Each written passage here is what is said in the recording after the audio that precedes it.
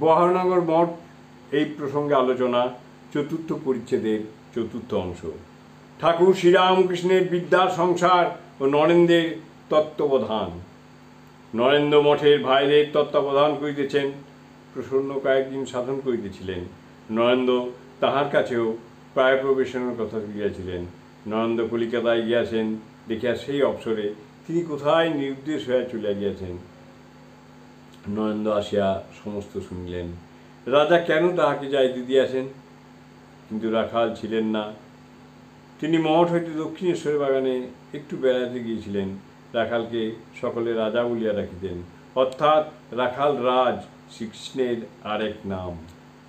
নরেন্দ্র, রাজা আসুক, একবার বলবো।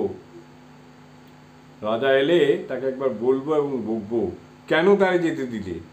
হরিশের প্রতি, তুমি তো পা ফাঁক করে লেকচার দিচ্ছিলে, তাকে বারণ করতে পারো নাই? হরিশ অতি মৃদু স্বরে, তারকদা বলেছিলেন, তবু সে চলে গেল।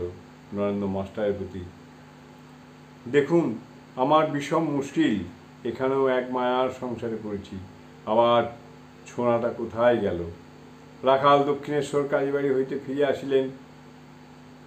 ভবনাথ তাহাকে সঙ্গে করিয়া লইয়া গিয়াছিলেন।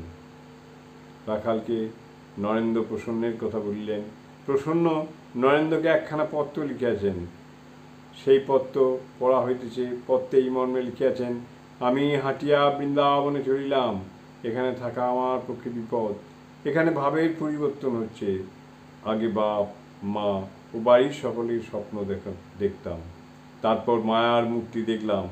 দুবার খুব কষ্ট পেয়েছি, বাড়িতে ফিরে যেতে হয়েছিল, তাই এবার দূরে যাচ্ছি। পরমহংসদেব আমায় বলেছিলেন, তোর বাড়ির ওরা সব করতে পারে, ওদের বিশ্বাস করিস না।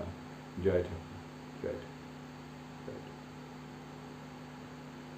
ওম স্থাপকায় চ ধর্মস্য সর্বধর্মস্বরূপিণে অবতার বরিষ্ঠায় রামকৃষ্ণ।